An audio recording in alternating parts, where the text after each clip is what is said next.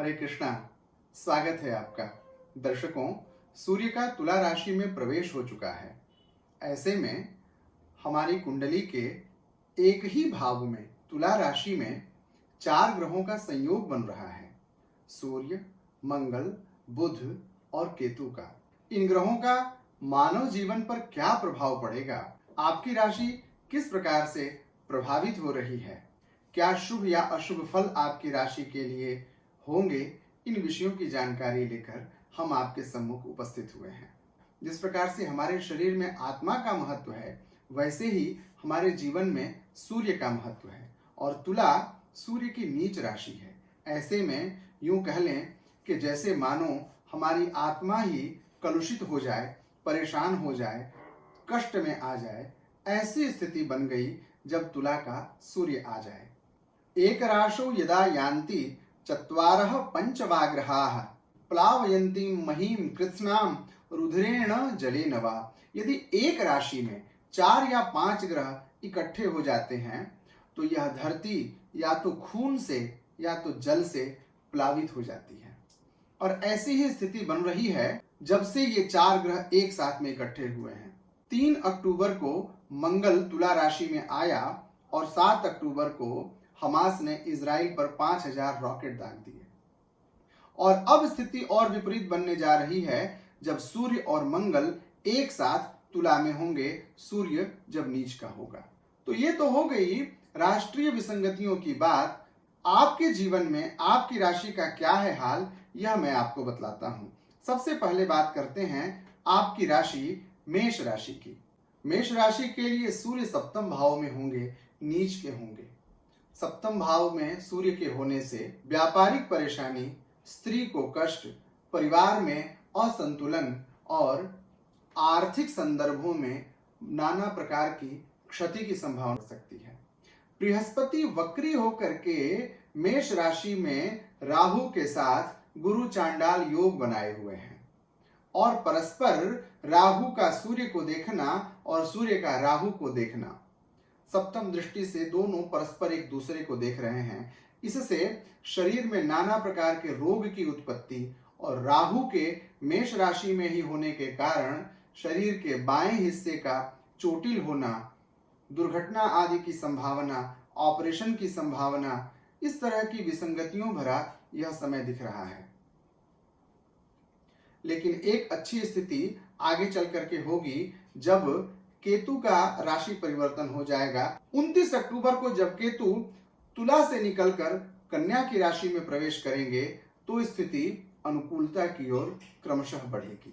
वृषभ राशि की बात करते हैं तो सूर्य आपके 6ठे भाव में रोग और शत्रु के भाव में स्थित हैं और नीच का सूर्य जब 6ठे भाव में होता है तो रोग और शत्रु की वृद्धि करता है। आपके गुप्त शत्रुओं की उत्पत्ति होगी, आपके मित्र आपके शत्रु बन सकते हैं। स्वास्थ्य पर आपको विशेष ध्यान देना होगा क्योंकि ऐसी स्थितियों में अनजाने रोग उत्पन्न होते हैं।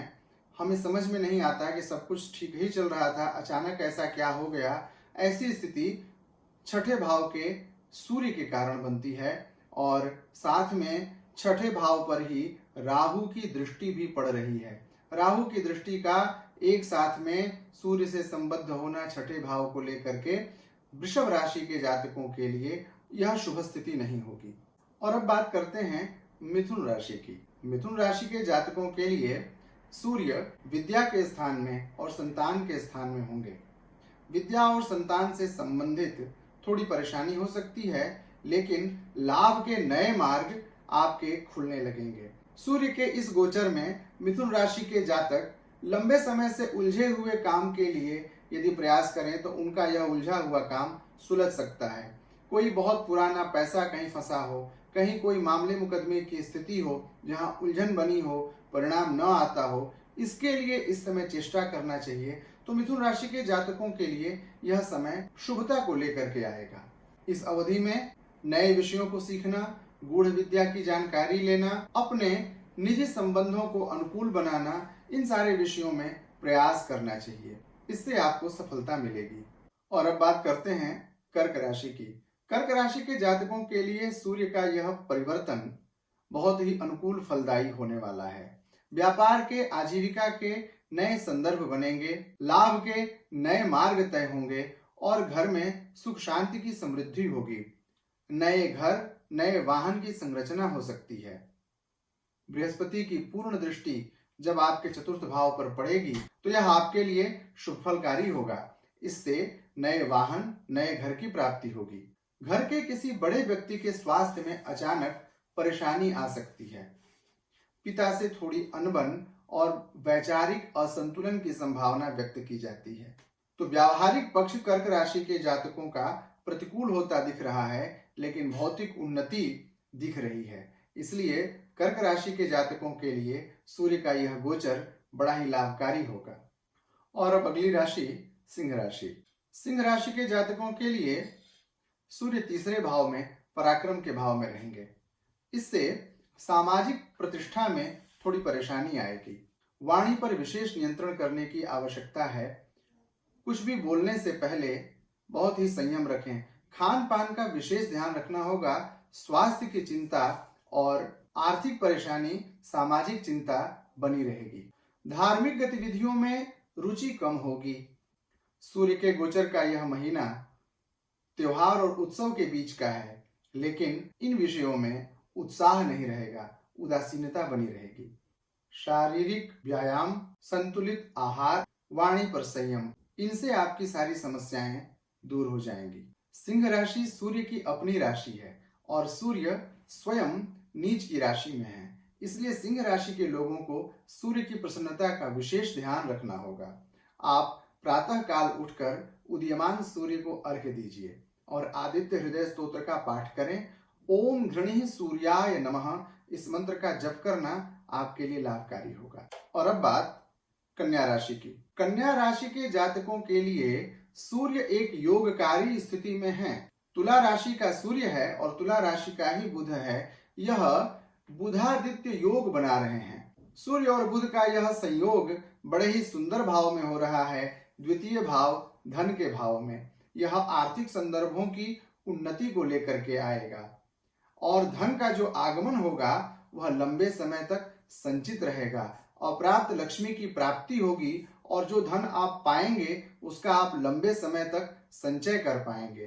रोग और शत्रु आपके पराजित होंगे। समाज में मान, मर्यादा और प्रतिष्ठा की अभिवृद्धि होगी। इस समय आपको यात्रा करने से परहेज करना चाहिए। यात्रा का हमारा आशय है लंबी यात्रा। लंबी यात्रा से परहेज करना चाहिए। स्वास्थ्य पर पूर्ण ध्यान दें। झूठ बोलने से, मदिरा पान करने से और मांस खाने से बचिए। अब बारी उस राशि की जिस राशि में स्वयं सूर्य भगवान प्रवेश कर गए हैं, तुला राशि। तुला राशि के लग्न में ही सूर्य नीच के बैठे हैं, तो स्वयं शरीर के लिए कष्ट, नाना प्रकार के कष्ट, सिर से संबंधित बीमारियों का बढ़ जाना, सिर दर्द की संभावना इसमें ज्यादा व्यक्त की जाती है। ऐसी स्थिति में माइग्रेन जैसी बीमारी पनपती है। माता को कष्ट, पिता को कष्ट, पिता के स्वास्थ्य में उत्तरोत्तर ह्रास की संभावना और आजीविका के सारे द्वार मानो अचानक बंद हो जाएं, आय के स्रोत बंद हो जाएं, ऐसी स्थिति तुला के साथ में हो सकती है। तुला राशि के लोगों को विशेष सावधानी बरतने की आवश्यकता है। मदार की लकड़ी को घी में डुबाकर पूजित और प्रतिष्ठापित अग्नि में ओम घृणिः सूर्याय नमः बोलकर 108 बार आहुति देने से इन सारी विसंगतियों को दूर किया जा सकता है। जब कुंडली के बुरे भाव में शुभ ग्रह पहुंचे और वो विपरीत परिस्थिति में हों तो कुंडली का भाव और भी दूषित हो जाता है। ऐसा ही कुछ हो रहा है वृश्चिक राशि के लिए। कहते हैं कि जब द्वादश भाव का सूर्य हो तो नेत्र संबंधी पीड़ा होती है, आंखों में कष्ट होना, कई परिस्थितियों में आंखों की ज्योति प्रभावित होती है। इसलिए वृश्चिक राशि के लिए नेत्र संबंधी पीड़ा का योग बन रहा है और जीवन में जो भी व्यक्ति आपके लिए आंखों का तारा हो, आंखों के समान प्रिय हो, ऐसे लोगों के साथ में, आपके अपने प्रियजनों के साथ में आपके विवाद पनप सकते हैं। इसलिए वाणी पर संयम रखिए। मैं बार बार इस बात को बोल रहा हूं कि सूर्य नीच के जब हो गए हैं तो पहला उपचार इनका यही है, वाणी पर संयम रखना। वाणी पर संयम रखिए और निर्णय लेने के पहले कई बार सोचिए। बहुत ही सोच समझकर, सूझबूझ से निर्णय लीजिए, तो आपको अनुकूलता मिलेगी। वृश्चिक राशि मंगल की राशि है और यहाँ मंगल और सूर्य एक ही साथ द्वादश भाव में स्थित हो रहे हैं, जो कि वृश्चिक राशि के लिए बहुत ही प्रतिकूल ग्रह योग को देने वाला है। इसलिए वृश्चिक राशि को बहुत सावधानी बरतने की आवश्यकता है। धनु राशि के लोगों के लिए यदि आप सरकारी आजीविका में हैं, सरकारी नौकरी कर रहे हैं, व्यापार कर रहे हैं या आय का कोई भी ऐसा साधन जिस पर आपका स्वयं का नियंत्रण है, तो उसमें आपकी प्रोन्नति होने की, पदोन्नति होने की संभावना दिखती है। संतान को कष्ट हो सकता है, संतान के पक्ष को लेकर के थोड़ी सावधानी बरतने की आवश्यकता है। सूर्य के एकादश भाव में नीच होने के कारण कर्ज लेने से बचना चाहिए और यदि अभी आप कर्ज लेने की सोच रहे हैं तो कम से कम 18 नवंबर तक आप कर्ज लेने से परहेज करिए। ऐसी स्थिति में जब सूर्य और मंगल एक साथ हों और लाभ के स्थान में सूर्य नीच का हो जाए तो कर्ज लेने पर कर्ज चुकता कर पाने की स्थिति जल्दी नहीं बन पाती है। इसलिए कर्ज लेने से सावधानी बरतनी चाहिए। नए वाहन, नए घर की यदि आप अभी सोच रहे हैं तो थोड़ा समय इंतजार कर लीजिए। आय के नए मार्ग तो बनेंगे, लेकिन यदि आपने खर्चे बढ़ा लिए तो इससे आपको समस्या हो सकती है। इसलिए विशेष सावधानी बरतें। सूर्य नमस्कार करना, सूर्योदय के 48 मिनट पहले जग जाना आपके लिए विशेष फलदायी होगा। रविवार के दिन नमक खाना यदि आप छोड़ दें इस एक महीने के लिए तो आपको शुभ फल की प्राप्ति होगी। और अब बारी मकर राशि की। मकर राशि का स्वामी है शनि और संबंध हम बतला रहे हैं सूर्य के साथ। सूर्य और शनि परस्पर दोनों एक दूसरे के शत्रु हैं। मकर राशि के जातकों के लिए सूर्य दशम भाव में होंगे। दशम भाव का सूर्य यदि नीचस्थ हो जाए तो आपकी आजीविका को प्रभावित करता है, माता को कष्ट देता है, ननिहाल से अशुभ संकेत मिल सकते हैं, अशुभ समाचार की प्राप्ति हो सकती है। स्त्रियों में स्त्रीजन्य विकार, गायनिक इश्यूज, महिलाओं की बीमारी होने की संभावना होती है। यदि आप राजकीय सेवा में हैं तो आप अपने उच्चाधिकारियों से मधुर संबंध बना करके रखिए। वाणी में संयम बरतना चाहिए और व्यवहार में अनुकूलता रखिए। खान पान का संयम रखना आपके उदरजन्य विकार को ठीक करेगा, अन्यथा पेट संबंधी परेशानी होगी। लोअर एब्डोमिनल डिजीजेज होने की ज्यादा संभावना है। सूर्य के बताए गए उपचारों पर अमल करें। दीयमान सूर्य को अर्घ्य दें। ओम गणेश सूर्याय नमः बोलकर मंदार की लकड़ी से हवन करें। सूर्योदय के पहले जग कर स्नान ध्यान से निवृत्त हो जाएं। यह सूर्य को प्रसन्नता देता है, इससे भगवान सूर्य प्रसन्न होते हैं। उदीयमान सूर्य को नमस्कार करना और अर्घ्य देना मकर राशि के लोगों के लिए विशेष फलदायी होगा। और अब बात कुंभ राशि की। कुंभ राशि के लोगों का इस एक महीने के गोचर के दौरान धर्म कर्म से अरुचि हो जाएगी। जो आपकी नित्य क्रिया है उसमें भी बाधा आएगी। नहाने का ही मन नहीं करेगा, नित्य पूजा करने का मन नहीं करेगा, कहीं आपने अपॉइंटमेंट दे दिया है उनसे मिलने का मन नहीं करेगा, शरीर में आलस्य बना रहेगा और ऐसा लगेगा कि मानो सब तरफ हमारे खिलाफ साजिश हो रही है। मन मस्तिष्क अनुकूल नहीं रह जाता है। ऐसी स्थिति में तो आप आध्यात्मिकता की ओर बढ़िए, अपने को अनुकूल बनाइए, अपने मन को स्थिर रखिए, आत्मा को दृढ़ रखिए। ऐसे में ध्यान करना, पूजा करना, जप करना या अपने पसंद के संगीत सुनना या पसंदीदा किताबों को पढ़ना आपके लिए अनुकूल होगा। यदि आप सूर्य की उपासना करते हैं तो सूर्य देव आप पर कृपा बरसाएंगे। आप उदीयमान सूर्य को अर्घ्य दीजिए। आदित्य हृदय स्तोत्र का आप पाठ करें। यदि एक महीने में आप 27 बार कम से कम यदि आप आदित्य हृदय स्तोत्र का पाठ कर लेते हैं तो जो भी प्रतिकूल फल हमने आपको बताया है उसकी परिसमाप्ति हो जाएगी। मीन राशि के जातकों के लिए नीच का सूर्य शुभ फलदायी होगा। लंबी चली आ रही बीमारी, जो लोग आईसीयू में हैं या जिनका लंबा इलाज चल रहा है, ऐसे लोगों को अच्छा समाचार मिलने वाला है। स्वास्थ्य संबंधी जितनी भी परेशानियां हैं उसमें अनुकूलता बढ़ेगी। नई यात्राएं होंगी, विदेश यात्रा हो सकती है। मीन राशि के जिन जातकों का वीजा अटका हुआ है इस महीने उन्हें यह वीजा मिल सकता है। व्यापार के नए अवसर बनेंगे। सामाजिक और व्यावहारिक अनुकूलता बढ़ेगी। आपकी लोकप्रियता बढ़ेगी। यदि आप कला के क्षेत्र से जुड़े हुए हैं, यह आपके लिए बड़ा ही स्वर्णिम अवसर लेकर के आने वाला समय है। सूर्य के प्रभाव को और भी मजबूत करिए। इसके लिए आपको सूर्य की उपासना करना चाहिए। मयूर कवि ने एक स्तोत्र लिखा, 100 स्तोत्रों का यह संग्रह है, इसे सूर्य शतक कहते हैं। सूर्य शतक का श्रवण करना या सूर्य शतक का पाठ करना आपके लिए आपकी आजीविका के, व्यापार के, आपके व्यवहार के नए अवसर खोलेगा।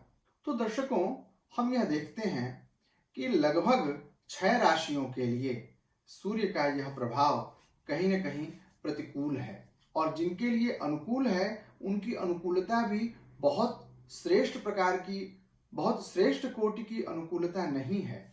इसलिए इस पूरे 1 महीने के सूर्य के गोचर के दरमियान हमें विशेष सावधानी बरतने की आवश्यकता है, क्योंकि यह केवल गोचर ही नहीं है, यह चतुर्ग्रही योग भी है, और चतुर्ग्रही योग ज्योतिष शास्त्र में अनुकूल नहीं कहा जाता है। सूर्य को दृढ़ बनाने का स्वामी प्रेमानंद जी महाराज एक बड़ा ही सुंदर उपाय बतलाते हैं कि आप सूर्योदय के 48 मिनट पहले स्नान आदि नित्य क्रिया से निवृत्त हो जाइए और सूर्य की उपासना करिए। यदि आप रात में किसी कार्य में व्यस्त रहे हों, यात्रा में रहे हों, या आपकी ऐसी कोई जॉब है जो रात में ही होती है, तो भी आप सूर्योदय के 48 मिनट पहले और सूर्योदय के 48 मिनट बाद तक सोए मत रहिए। जब भुवन भास्कर भगवान सूर्य का प्रकृति में आगमन हो रहा होता है तो प्रकृति हमें बहुत से उपहार देना चाहती है, और यदि ऐसे समय में हम सोए रह जाते हैं तो उन सुखद उपहारों से